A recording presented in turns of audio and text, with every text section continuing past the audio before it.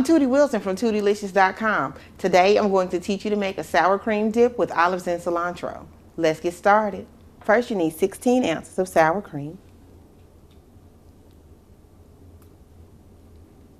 And then you're going to use 1 envelope of your favorite dry ranch mix.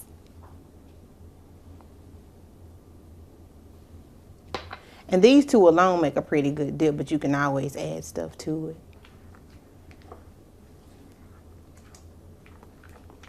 So next we're going to add in 3 teaspoons of chopped cilantro.